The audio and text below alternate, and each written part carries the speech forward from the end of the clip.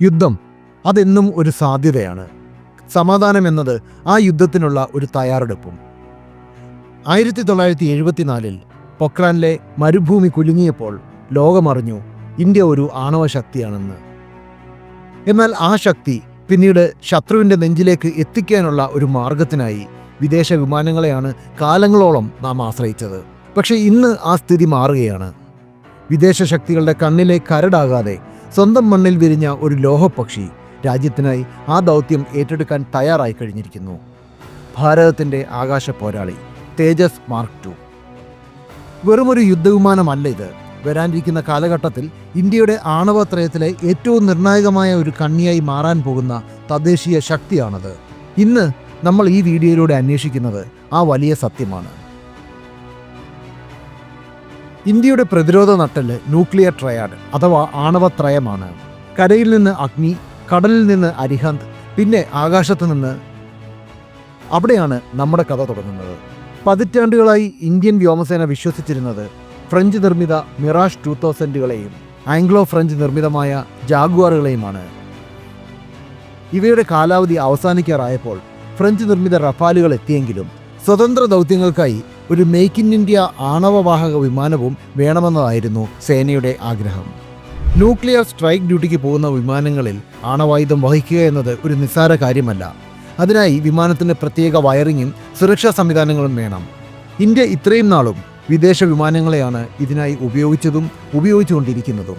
പക്ഷേ ഒരു യുദ്ധമുണ്ടായാൽ സ്പെയർ പാർട്സുകൾക്ക് പോലും ഈ രാജ്യങ്ങളുടെ ഉപരോധം വന്നേക്കാം. അവിടെയാണ് സ്വന്തമായ ഒരു ഡെലിവറി പ്ലാറ്റ്ഫോം ഉണ്ടാവേണ്ടതിൻ്റെ ആവശ്യകത വരുന്നത്. തേജസ് മാർക്ക് 1 ഈ ഉദ്യമങ്ങളുടെ ഒരു തുടക്കം മാത്രമായിരുന്നു. ഭാരം കുറഞ്ഞ അതിവേഗമുള്ള ഒരു പോരാളി. എന്നാൽ ഒരു സ്ട്രാറ്റജിക് ന്യൂക്ലിയർ ദൗത്യത്തിന് അത് പോരായിരുന്നു.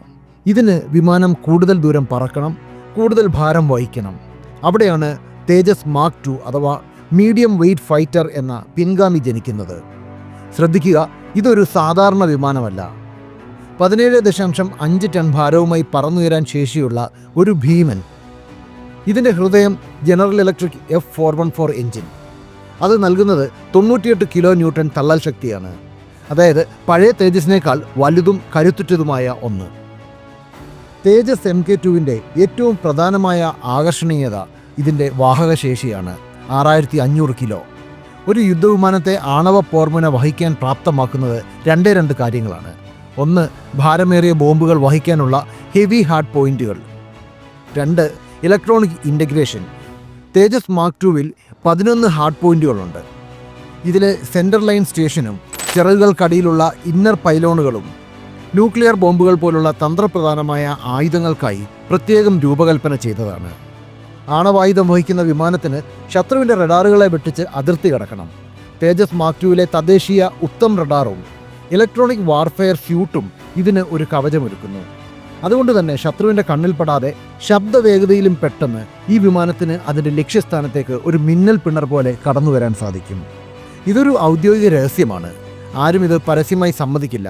എന്നാൽ പ്രതിരോധ വിദഗ്ധർക്കറിയാം, മിറാഷ് 2000 വിരമിക്കുമ്പോൾ ആ വിടവ് നികത്താൻ പോകുന്നത് ദസോ റഫാലുകൾക്കൊപ്പം നിർദ്ദിഷ്ട തേജസ് മാർക്ക് 2 വിമാനങ്ങളും കൂടി ചേർന്നാണെന്ന്. ഇനി എങ്ങനെയാണ് ഒരു ആണവായുധം ഇതിൽ ഘടിപ്പിക്കുന്നതെന്ന് നമുക്ക് നോക്കാം. സാധാരണ ബോംബുകൾ എയർക്രാഫ്റ്റ് പൈലോണുകളെ സജ്ജീകരിക്കുന്നത് പോലെയല്ല ഈ പ്രവൃത്തി. അവസാന നിമിഷം വരെ വെപ്പണുകളെ ആം ചെയ്യാതിരിക്കാനുള്ള കോഡഡ് സ്വിച്ചുകൾ പൈലറ്റിനു വേണ്ടി ഈ വിമാനത്തിൻ്റെ ഗ്ലാസ് കോക്പിറ്റിലുണ്ടാകും. ഇതിനായി DRDO വികസിപ്പിച്ചെടുത്ത പ്രത്യേക മിഷൻ കമ്പ്യൂട്ടറുകളാണ് തേജസ് മാർക്ക് 2വിൽ ഉപയോഗിക്കുന്നത്. ഇതിനർത്ഥം ഇന്ത്യക്ക് സ്വന്തമായി ഇതിൻ്റെ സോഫ്റ്റ്വെയർ കോഡുകൾ മാറ്റാൻ സാധിക്കും എന്നാണ്. വിദേശ വിമാനങ്ങളിൽ ഈ സ്വാതന്ത്ര്യം നമുക്കില്ല എന്നുള്ള കാര്യം ഇവിടെ ഓർക്കുക. ഏറ്റവും പ്രധാനം സ്ട്രാറ്റജിക് ഓട്ടോണമി അഥവാ തന്ത്രപരമായ ഒരു സ്വയംഭരണമാണ്. നാളെ ഇന്ത്യയും പാകിസ്ഥാനുമായി ഒരു യുദ്ധമുണ്ടായാൽ ഫ്രാൻസോ റഷ്യയോ അമേരിക്കയോ നമ്മൾ ആണവായുധം ഉപയോഗിക്കുന്നത് തടയാൻ വിമാനത്തിൻ്റെ സോഫ്റ്റ്വെയർ ലോക്ക് ചെയ്യില്ല എന്ന് എന്തുറപ്പാണുള്ളത്? തേജസ് മാർക്ക് 2 ഇന്ത്യയുടെ സ്വന്തം മണ്ണിലെ ഉൽപ്പന്നമാണ്. അതിൻ്റെ നിയന്ത്രണം പൂർണ്ണമായും നമ്മുടെ കൈകളിലാണ്. അതാണ് ഇതിനെ ഒരു വിശ്വസനീയ ന്യൂക്ലിയർ ക്യാരിയറാക്കി മാറ്റുന്നത്. സങ്കല്പിക്കുക, സമയം പുലർച്ചെ 3 മണി. അതിർത്തിയിൽ അസ്വസ്ഥത പുകയുന്നു. പ്രതിരോധത്തിൻ്റെ അവസാന വരി എന്ന നിലയിൽ തേജസ് മാർക്ക് 2 റൺവേയിൽ നിന്ന് കുതിച്ചുയരുന്നു.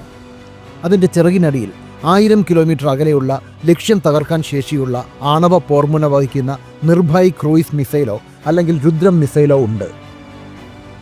ആകാശത്ത് ഇന്ധനം നിറയ്ക്കാനുള്ള ശേഷിയുള്ളതിനാൽ ഇതിന് ഇന്റർ കോണ്ടിനെന്റൽ റേഞ്ചാണുള്ളത്. അതുകൊണ്ട് തന്നെ വിദൂരസ്ഥമായ ശത്രുവിനെ പോലും ഉന്നമിടാൻ തേജസ് മാർക്ക് ടുവിന് കഴിവുണ്ട്. മാത്രമല്ല, വൈരി റഡാറുകളെ ഞൊടിയിടയിൽ ജാം ചെയ്തുകൊണ്ട് അവരുടെ കൃത്യമായ ഭൗതിക ലക്ഷ്യങ്ങളിൽ കടുത്ത ആണവ പ്രഹരമേൽപ്പിക്കാൻ ഈ വിമാനത്തിന് സാധിക്കും. ആയുധങ്ങൾ യുദ്ധത്തിന് വേണ്ടിയുള്ളതല്ല, സമാധാനം നിലനിർത്താൻ വേണ്ടിയുള്ളതാണ്. ശത്രുവിന് നമ്മളെ ആക്രമിക്കാൻ ഭയമുണ്ടാകണം. അതാണ് യഥാർത്ഥ പ്രതിരോധം. മിറാഷ് 2000 നമുക്ക് കരുത്തു നൽകി. പക്ഷേ തേജസ് മാർക്ക് 2 നമുക്ക് അഭിമാനം നൽകുന്നു. ചുരുക്കത്തിൽ, തദ്ദേശ നിർമ്മിതമായ ഈ ലോഹപ്പക്ഷി അലൂമിനിയം മെറ്റലും കാർബൺ ഫൈബറും കൊണ്ടുണ്ടാക്കിയ വെറുമൊരു ആയുധ സംവിധാനമായി നമുക്ക് തോന്നാം. എന്നാൽ ഇത് ഈ രാജ്യത്തെ 140 കോടി ജനങ്ങളുടെ സുരക്ഷയെ കാണിക്കുന്ന ഒരു അടയാളമാണ് എന്നുള്ളതാണ് യാഥാർത്ഥ്യം. അതുകൊണ്ട് തന്നെ വരാനിരിക്കുന്ന ദശകങ്ങളിൽ ഇന്ത്യയുടെ ആകാശത്ത് ഒരു ആണവ കുടയായി അല്ലെങ്കിൽ ഒരു ആണവ കവചമായി ഇത് വിരിഞ്ഞു നിൽക്കും എന്നത് തർക്കമില്ലാത്തൊരു വസ്തുതയാണ്. അതെ, തേജസ് മാർക്ക് 2 തയ്യാറാണ്. അതോടൊപ്പം ഇന്ത്യയും. ജയ് ഹിന്ദ്. ലോകരാഷ്ട്രീയവും പ്രതിരോധ തന്ത്രങ്ങളും ബിസിനസ് മാറ്റങ്ങളും എന്നിങ്ങനെ നമ്മുടെ ലോകത്തെ രൂപപ്പെടുത്തുന്ന നിർണായക ഘടകങ്ങളെക്കുറിച്ച് വിശകലനം ചെയ്യുന്ന വിശ്വസനീയമായ മലയാളം ചാനലാണ് ചാണക്യ. നിങ്ങൾക്കും നിങ്ങളുടെ ബ്രാൻഡിനും ഞങ്ങളോടൊപ്പം ചേർന്ന് പരസ്യം നൽകാൻ ആഗ്രഹമുണ്ടെങ്കിൽ ദയവായി ബന്ധപ്പെടുക.